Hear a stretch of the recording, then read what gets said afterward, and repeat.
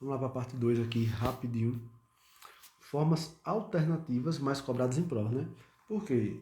O que acontece? Tem o I, tem o ou, por aí vai. O que são essas formas alternativas? São termos que substituem esse aqui, né? E a gente precisa saber. Quais são os principais?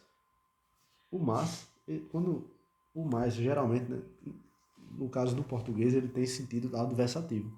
Mas aqui, no raciocínio lógico, ele vai ter o sentido de ir. Estou com calor, mas quero sorvete. Ou seja, o mas tem sentido do ir. Estou com calor ou quero sorvete. Mas não ambos. Ou seja, se eu não quero os dois, eu só quero um,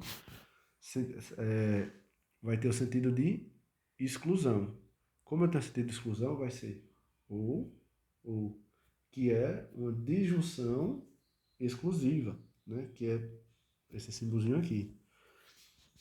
Quem está com calor quer sorvete. Toda vez que estou com calor, quero sorvete. Quando estou com calor, ou seja, aqui sempre vai ser uma causa, uma condição e uma consequência, se essa condição for cumprida, né? Então, ó, quando estou com calor, quero sorvete. Estou com calor, logo quero sorvete. E por aí vai. É fácil identificar também. Só ter cuidado nessa aqui, que ela ele inverteu, né?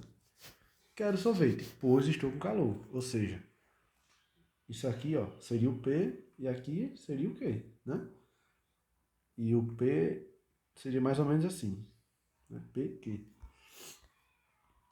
O homem é semelhante à mulher, assim como o rato é semelhante ao elefante. O que é que está querendo dizer isso aqui? Esse é assim como. Condição, é uma bicondicional, né? Ou seja, para essa frase, para essa proposição ser verdadeira, os dois teriam que ser verdadeiros, como é a regra, né? Ou os dois serem falsos. Se e somente se. Comutatividade. O que quer dizer isso aqui? Vamos lá. P, Q é igual a Q, P. P ou Q é igual a Q ou P. E aí vai valer para todos, exceto para qual? Exceto para condicional. Por que para condicional?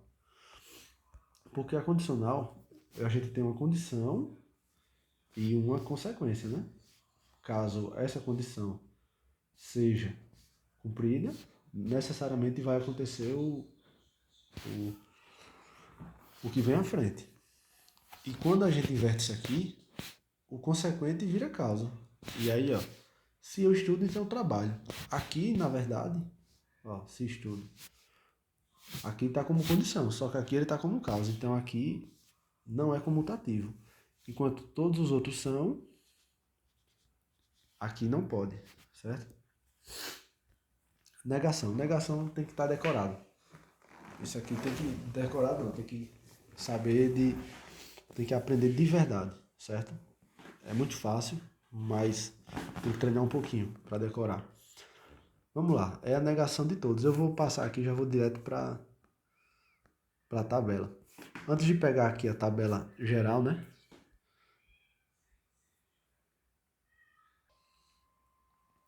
Vamos lá, eu precisei de uma pausa.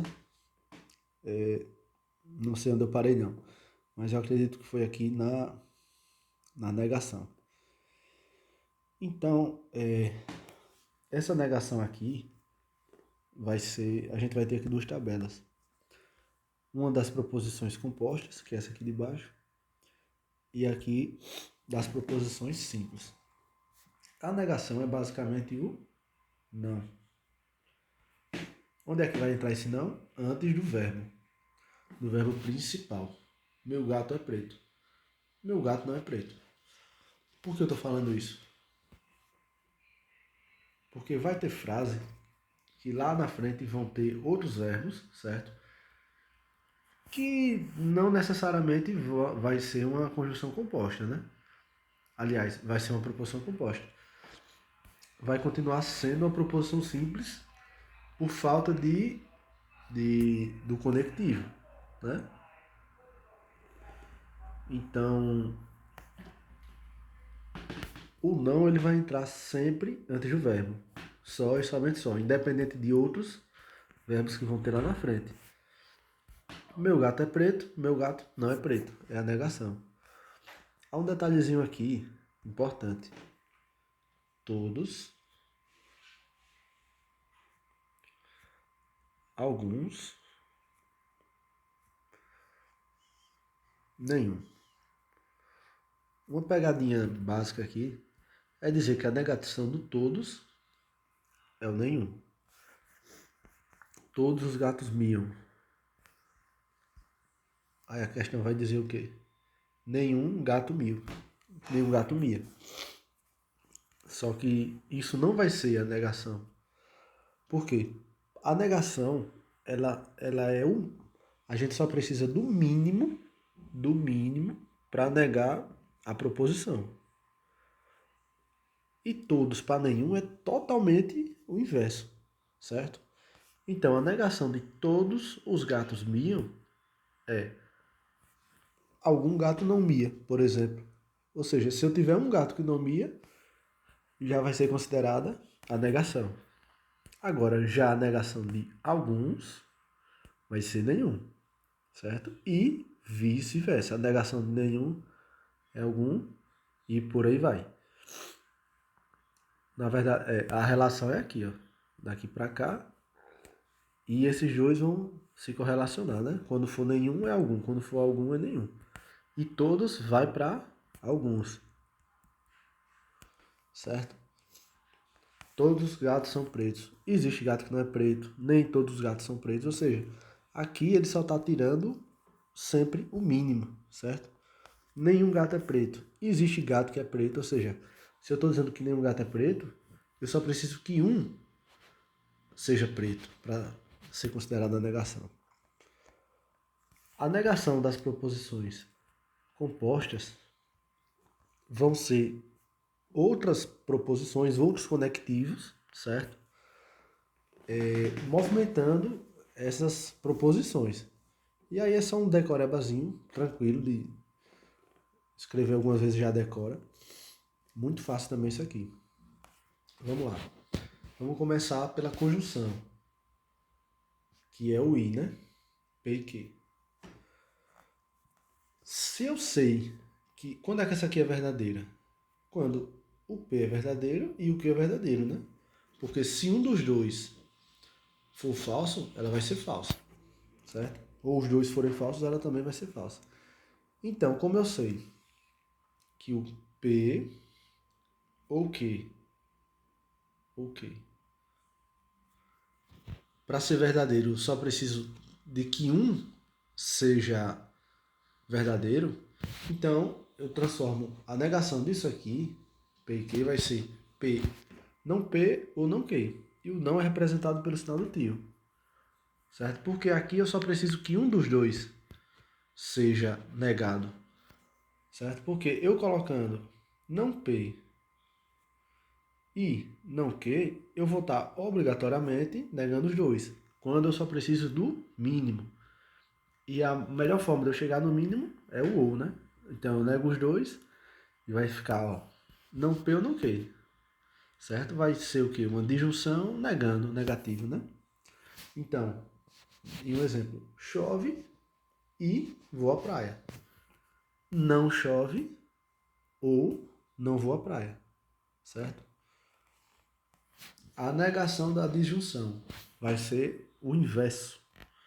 Por quê? Porque se eu só preciso de uma aqui, verdadeira,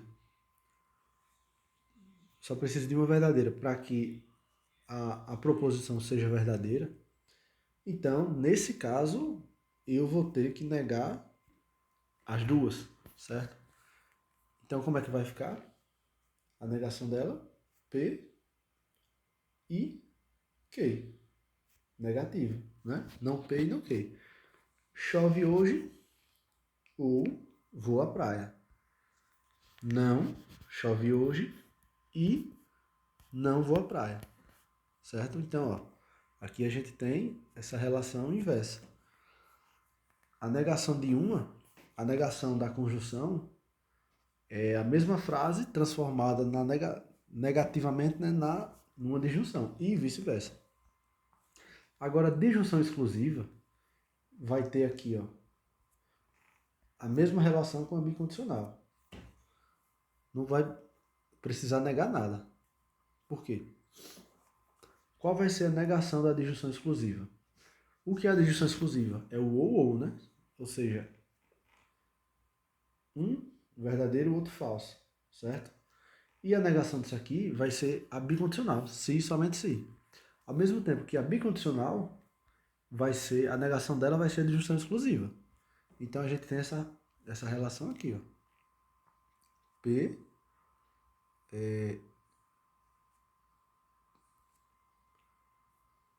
qual vai ser a negação aqui? A negação vai ser P, Q. E vice-versa. A negação disso aqui. PQ vai ser P ou, né? Q. Pronto. Muito simples. Então a gente já percebe que essas duas aqui, ó, conjunção e a disjunção, tem relação. E a disjunção exclusiva com a bicondicional tem essa relação também. A única diferença que vai dar vai ser aqui na condicional. Qual vai ser a negação da condicional? Mantém a primeira, é a regra do mané. Né? Ó, mané. Por quê? Mantém a primeira e nega a segunda, certo? Ou seja, P, Q, né? Se P, então Q, qual vai ser a negação disso aqui? Vai ser mantém a primeira e, ó, aqui é o I, nega a segunda. Muito simples. Muito simples isso aqui. Então, vamos puxar aqui todas. Aqui, ó, ela é normal, vou colocar aqui na frente. Vamos lá. P, Q. P, ou Q. P, Q, P, ou Q. Se P, então Q.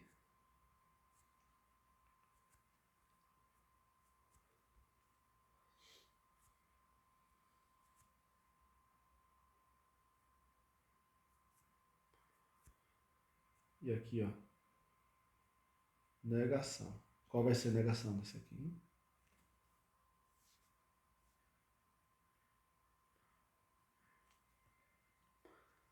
Preciso só de um.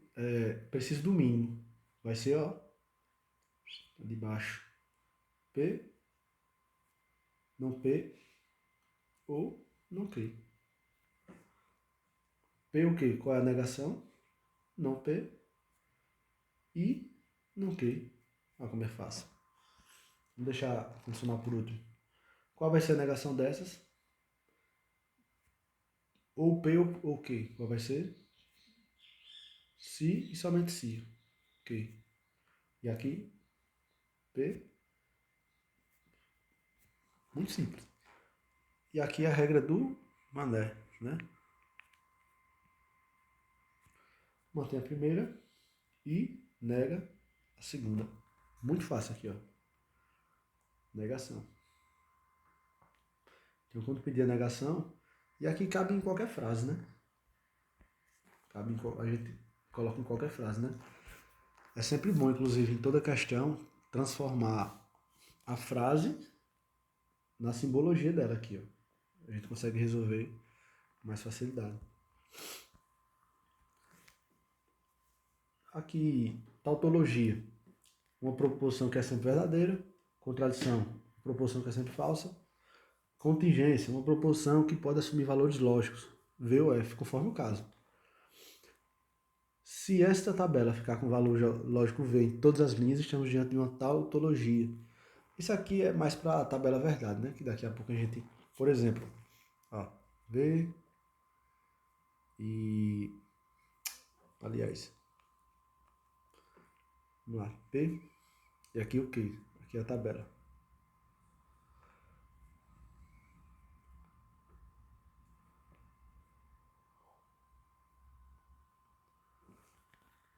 Tabelazinha verdade.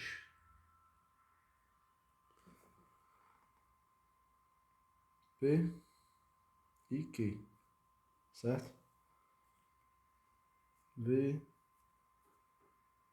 V, F, F, V, F, V, F, certo?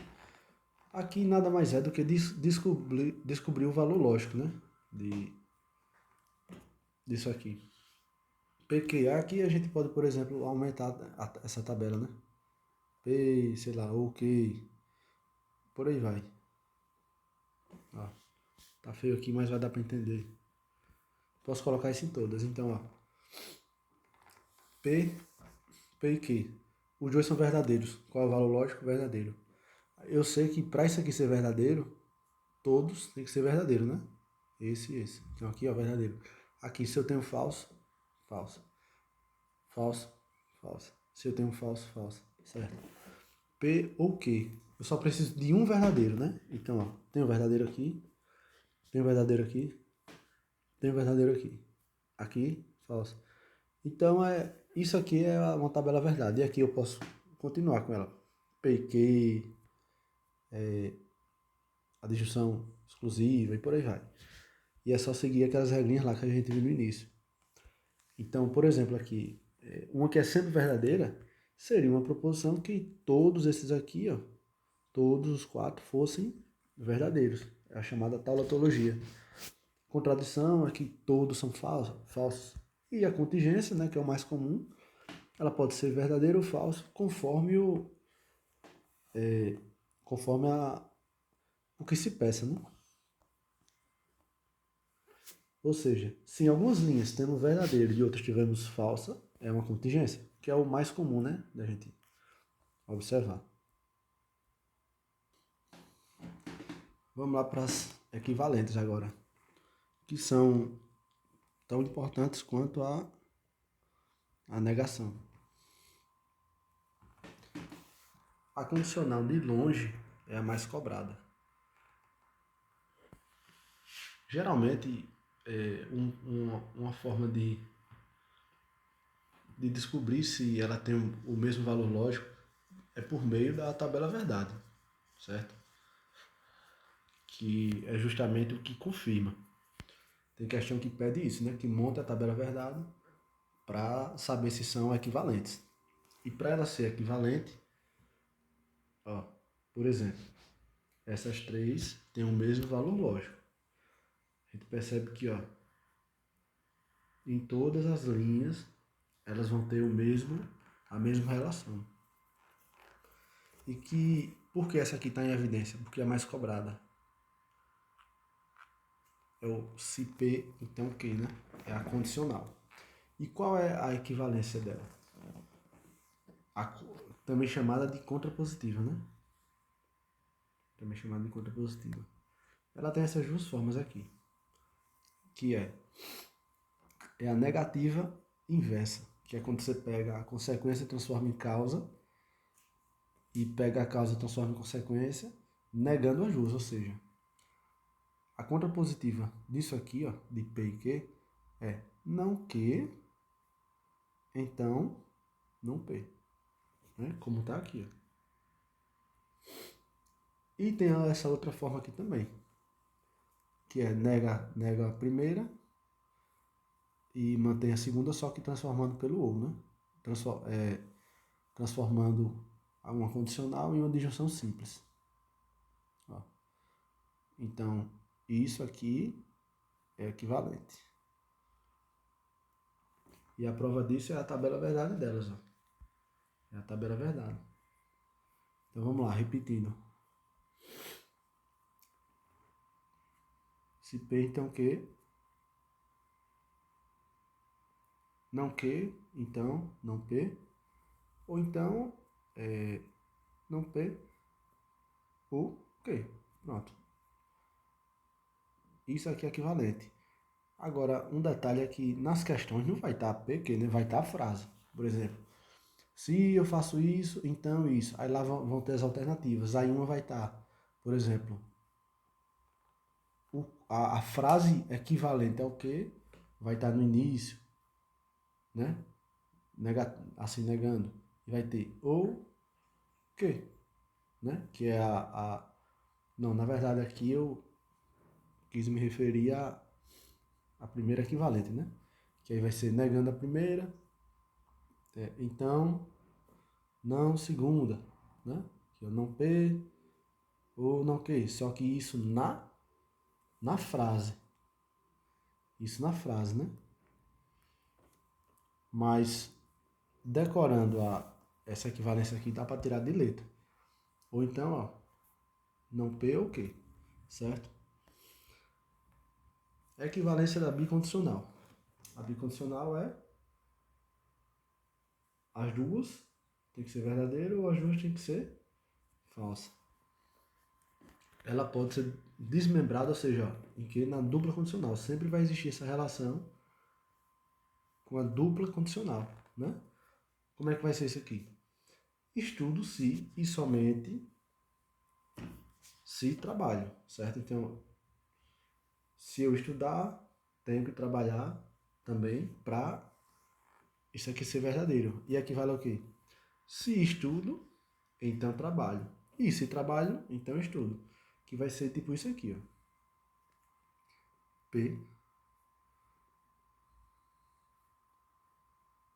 Ok. Não é assim? Isso, pronto. O que é que vai equivaler isso aqui? Vai equivaler a P. Q. I. Q. P, né? Não é uma dupla condição? Então, se P, então Q. E se Q, então P. Na condicional, a gente tem essa ideia, né, de que, ó, P é condição suficiente para Q, enquanto Q é condição necessária para P. Isso aqui cai pouco, mas é bom saber.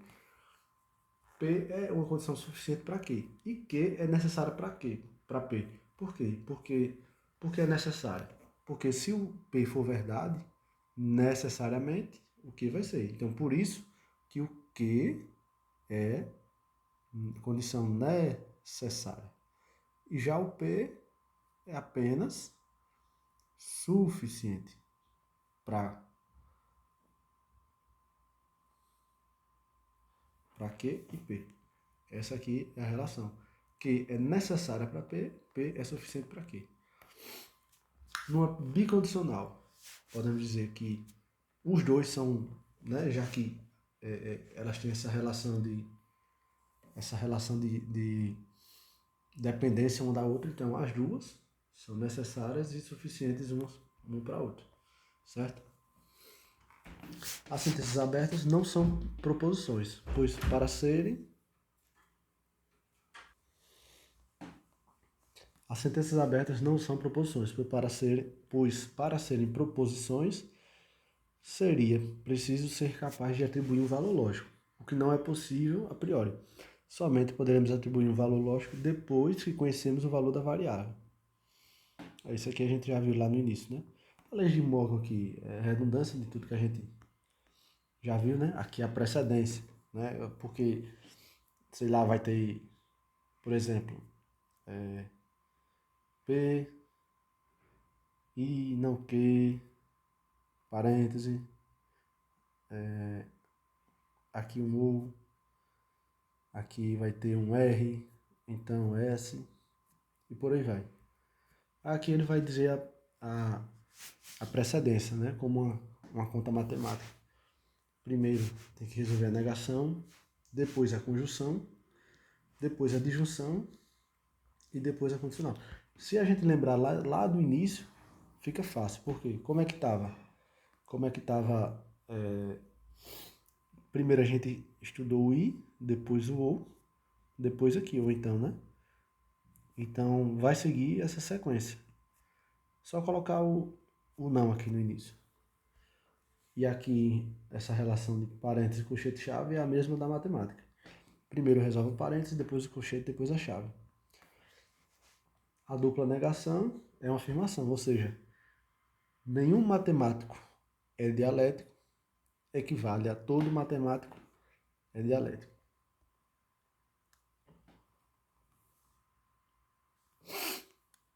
Aliás, essa frase aqui está errada. Faltou um não aqui. A frase original seria assim, ó. Nenhum matemático não é dialético. Isso aqui quer dizer que esse corta isso e equivale a matemático é dialético. E o que quer dizer isso aqui? Se eu digo matemático é dialético, eu estou querendo dizer que todo matemático, todo e qualquer é dialético.